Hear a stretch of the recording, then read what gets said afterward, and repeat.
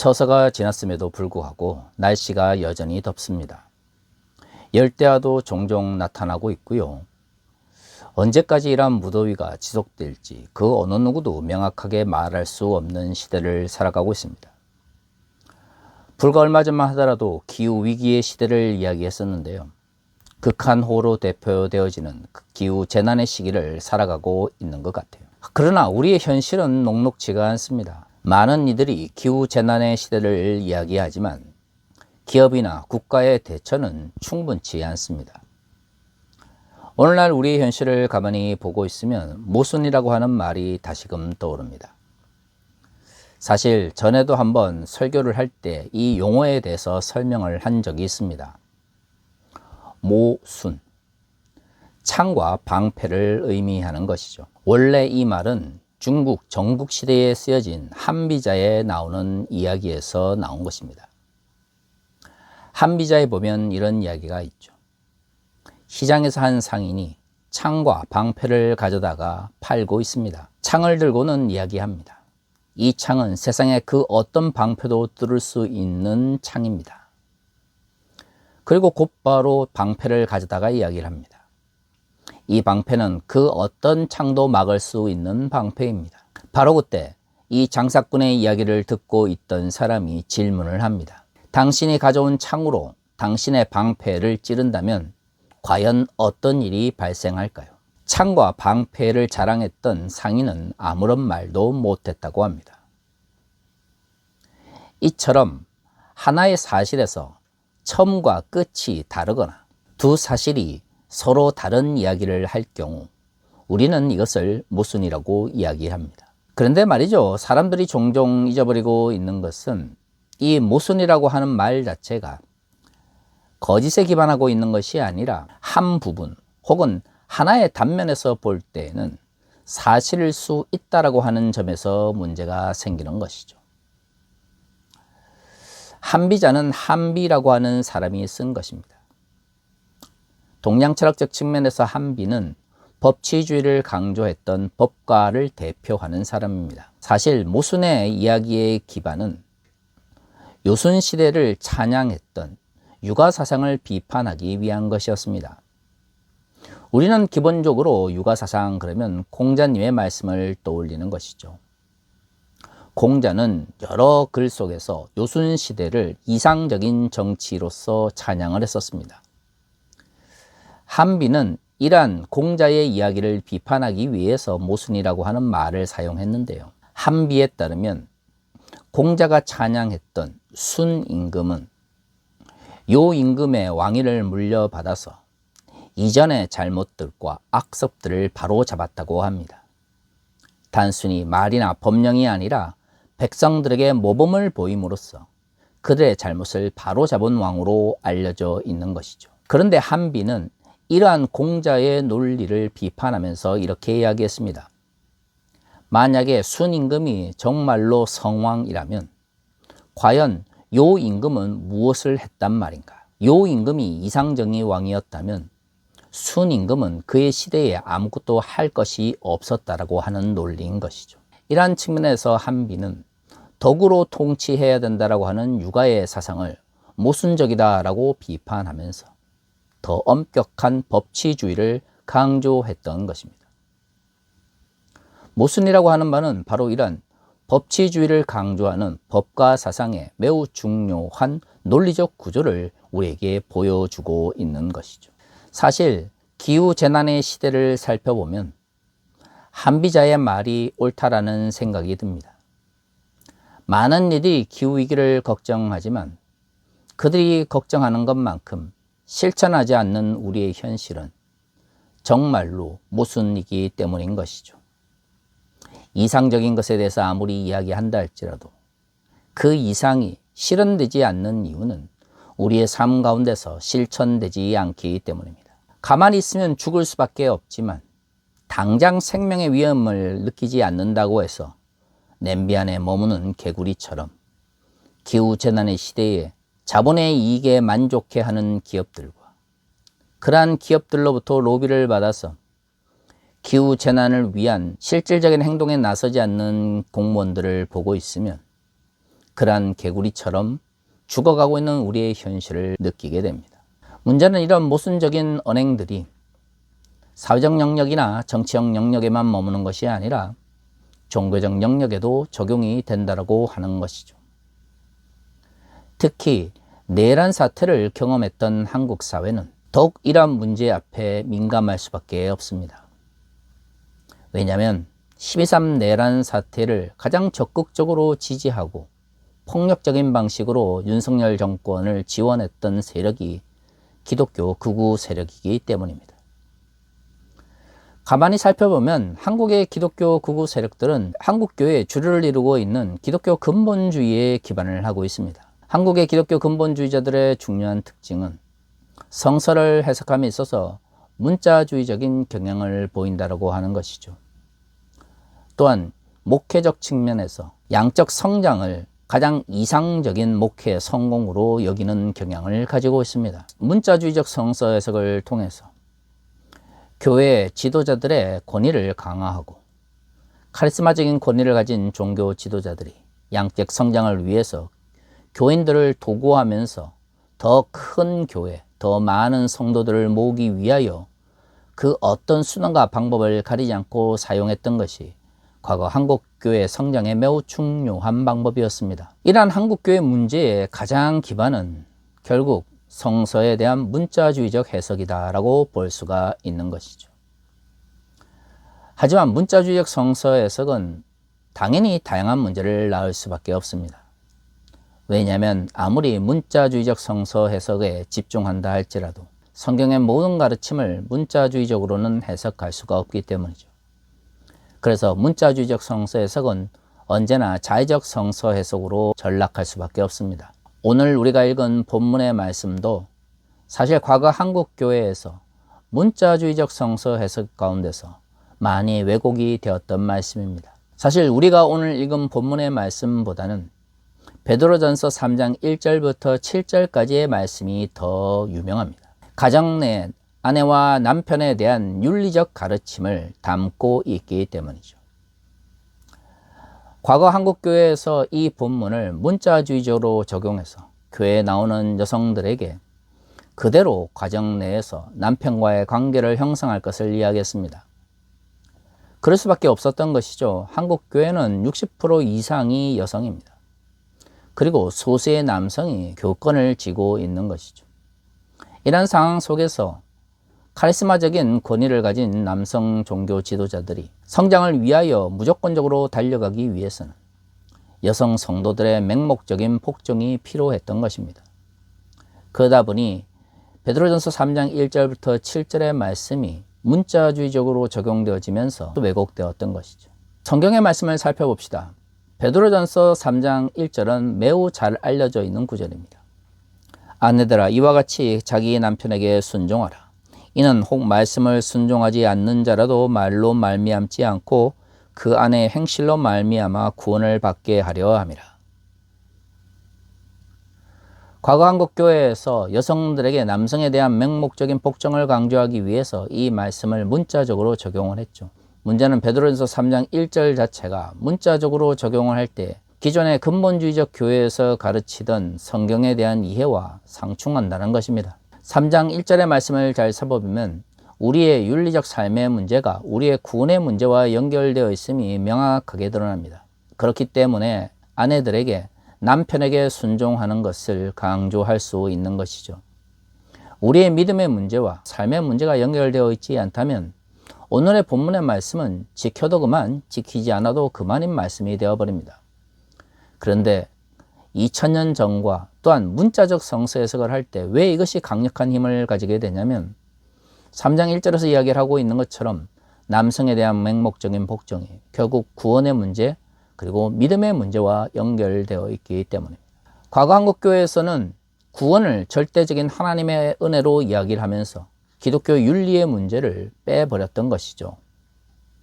정말로 오늘의 본문의 말씀을 문자적으로 적용한다면 모든 여성들의 삶의 문제는 구원의 문제와 연결될 수밖에 없고요. 그렇기 때문에 남성에 복종하지 않는 것은 구원으로부터 떨어져 나아가는 극단적인 결론에 이를 수밖에 없습니다. 근데 사실 과거 근본주의 교회에서 이런 식으로 설교하지는 않았죠. 남편 혹은 남성에게 복종하는 것이 하나님의 뜻이다 라고 하는 방식으로 설교를 했지만 그것이 구원의 문제와 연결되어 있다라고까지는 나아가지 않았습니다. 왜 그랬을까요? 기독교 근본주의자들이 내세우고 강조했던 주장들이 그 내부에서 이미 논리적 모순을 가지고 있었기 때문입니다. 이처럼 문자적 성서 해석은 전혀 논리적이지도 성서의 가르침을 올바로 전달할 수도 없는 것이죠. 앞에서도 말씀드린 것처럼 모순의 가장 큰 문제는 한 측면 혹은 한 단면만을 봤을 때는 그렇게 틀리지 않은 것처럼 보인다고 하는 것입니다. 베드로전서 3장 1절부터 7절의 말씀을 살펴보면 아내 혹은 여성들에게만 요구하는 윤리적 가르침이 있는 것이 아니라 남편 혹은 남성들에게도 요구하는 윤리적 가르침이 있는 것이죠. 7절은 이렇게 이야기합니다. 남편들아 이와 같이 지식을 따라 너희 아내와 동거하고 그를 더 연약한 그릇이요 또 생명의 은혜를 함께 이어받을 자로 알아 귀히 여기라. 이는 너희 기도가 막히지 아니하게 하려 함이라. 7절의 말씀을 정말로 문자주의적으로 해석을 한다면 남편은 아내를 귀히 여겨야 합니다. 그리고 남편이 하는 모든 기도는 얼마만큼 아내를 귀히 여기느냐에 따라서 하나님께 응답되는 것이죠. 여러분, 이 본문의 말씀을 문자주의적으로 적용해서 한국교회에서 가르친 설교를 들으신 적이 있습니까? 모든 남편의 기도는 결국 아내에게 얼마만큼 잘해주고 귀히 여겼느냐에 따라서 결정되어진다라고 하는 설교를 현대사회에서 한다면 과연 그 말씀을 듣고 아멘으로 받아들일 수 있는 남자 그리스도인들은 얼마나 될까요? 그렇습니다. 문자주의로 적용할 때에 남성 그리스도인들이 이것을 받아들이지 못할 걸 알기 때문에 여성에게 혹은 아내에게는 강조했던 말씀이 남성들에게는 빠져버리게 되는 것이죠. 이처럼 문자주의적 성서 해석은 자의적 혹은 모순적 성서 해석을 전제로 할 수밖에 없습니다. 오늘 우리가 읽은 본문의 말씀도 그 연속성 속에서 문자주의적 성서 해석의 문제를 잘 드러낸다고 볼 수가 있는 것이죠. 8절은 이렇게 이야기합니다. 마지막으로 말하노니 너희가 다 마음을 같이하여 동정하며 형제를 사랑하며 불쌍히 여기며 겸손하며. 나중에 악을 악으로 갚지 말고 선을 행하라 라고 하는 말씀을 하기 전에 8절에서 악을 악으로 갚지 않고 선을 행한다라고 하는 것이 구체적으로 어떤 방식으로 표현되는지를 이야기하고 있는 것이죠. 정말로 오늘의 본문을 문자주의적으로 이해를 한다면 오늘의 본문의 말씀은 기독교 윤리의 기반이 되어야 합니다. 이러한 측면에서 보면 그리스도인들은 당연히 우리 주변에 있는 이들을 돕기 위해서 노력해야 하는 것이죠. 문제는 이렇게 성경이 명확하게 우리의 윤리적 삶을 이야기하고 있음에도 불구하고 한국교회에서 문자주의적 성석을 해석을 하는 이들은 결코 이것을 우리의 삶 가운데 적용하려고 하지 않습니다. 동정이 그렇게 중요하고 기독교 윤리의 출발점이라면 한국교회 재정의 상당 부분은 이 땅의 연약한 자들과 고통받는 자들을 위한 도움의 손길로 나누어져야 합니다. 한국교회는 그렇게 하지 않죠. 단순히 교회 규모가 작아서 자립도 되지 않는 교회에 적용되는 말씀이 아닙니다. 몇천 명, 몇만 명 혹은 수십만 명이 모여서 일주일에 헌금이 엄청나게 나오는 교회들이라 할지라도 그 재정들 중에서 과연 얼마만큼 이 땅의 사회적 약자들과 소수자들을 위해서 사용되고 있습니까? 공적 영역에서 근본주의 교회들의 모습을 보고 있으면 오히려 동정하고 도움을 줘야 하는 사람들에 대한 혐오와 차별을 공공연하게 외치는 모습을 볼 수가 있습니다. 그것이 과연 성서를 문자주의적으로 해석하는 사람들의 윤리적 삶의 모습이 될 수 있을까요? 왜 그들은 자신들에게 유리할 때에만 성서를 문자주의적으로 해석하고 자신들에게 불리한 것은 침묵하거나 자의적으로 해석하면서 내버리려는 것일까요? 이것은 도움을 필요로 하는 이들에 대한 동정의 문제만이 아닙니다. 8절의 말씀을 잘 살펴보면 형제를 사랑하고 불쌍히 여기며 겸손하는 문제 역시도 기독교 윤리의 출발점임을 알 수가 있습니다. 형제라고 하는 용어를 좁은 의미로 해석한다 하더라도 교회 내에서 도움을 필요로 한 이들과 연약한 이들을 대한 사랑과 연민을 강조하고 있다고 하는 것은 부인할 수 없는 사실이죠. 현실적인 이유로 교회 밖에 있는 이들에게 못한다 할지라도 과연 교회 내에 도움을 필요로 하는 이들에 대한 연민과 사랑을 얼마만큼 충분히 표현하고 있습니까? 더구나 그리스도인 개인의 윤리적 삶에 있어서 겸손을 가장 강조하고 있습니다. 한국교회에서 과연 그리스도인들에게 겸손한 삶의 자세를 얼마만큼 이야기하나요? 사회적으로 성공해라. 다른 사람들보다 더 우월한 위치에서 다른 사람들을 지배해라. 그것이 곧 하나님께 주신 축복이다 라고는 많이 가르치지만 그리스도인의 개인적 윤리의 출발점으로서 겸손을 이야기하는 교회는 들어본 적이 없습니다. 그러고도 과연 하나님의 말씀을 문자주의적으로 해석해서 우리의 삶 가운데 적용하고 있다고 말할 수 있을까요?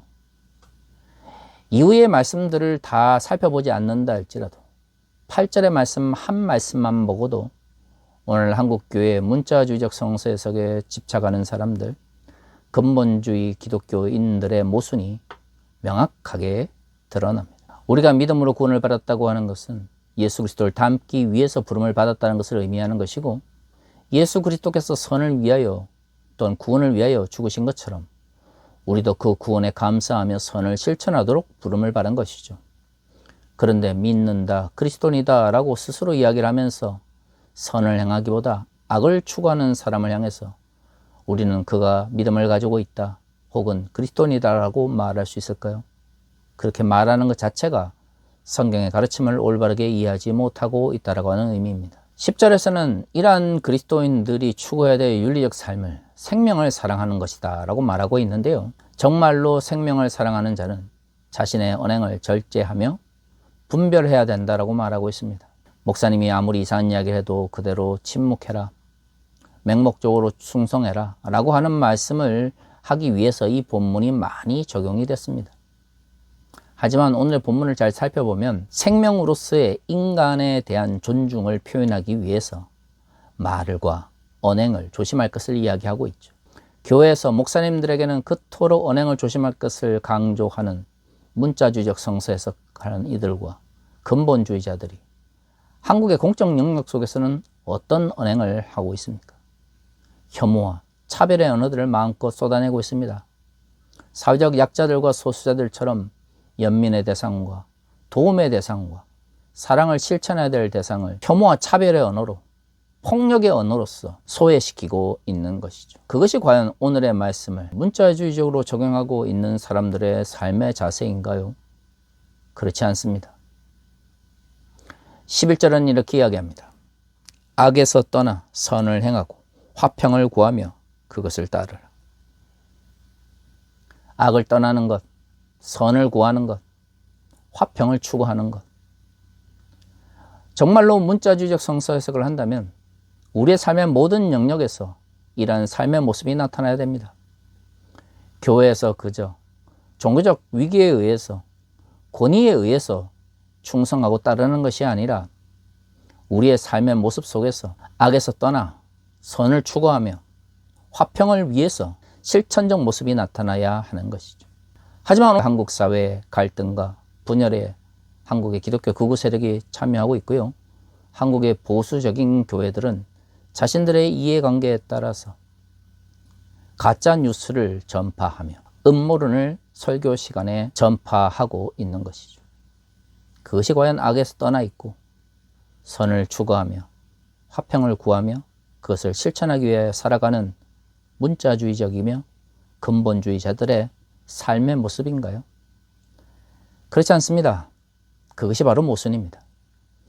자신들에게 유리한 말씀만 문자주의적으로 적용하려고 하는 사람들, 자신들에게 불리한 말씀은 침묵하거나 자의적으로 해석함으로써 성경의 말씀을 왜곡하는 사람들, 그들이 바로 문자주의적으로 성서를 해석하는 사람들이고 그들이 바로 한국의 기독교 근본주의자들이며 바로 그들이 기독교 극우 세력의 핵심적인 기반이 되는 것입니다. 사랑하는 성도 여러분, 지금이라도 우리의 삶의 모습 속에서 성서를 올바르게 이해하기 위한 노력들이 나타나야 합니다. 하지만 그 어떤 경우에도 문자주의적 성서 해석과 근본주의적인 성경 이해는 그러한 삶을 위해 도움이 되지 않습니다. 2025년 우리의 삶 가운데서 하나님의 말씀이 어떻게 선을 추구하며 악을 피하는 방식으로 표출될 수 있을지를 진지하게 고민하며 적용하기 위하여 노력하는 자만이 그리스도인이라 불릴 수 있을 것입니다. 다 같이 기도하겠습니다.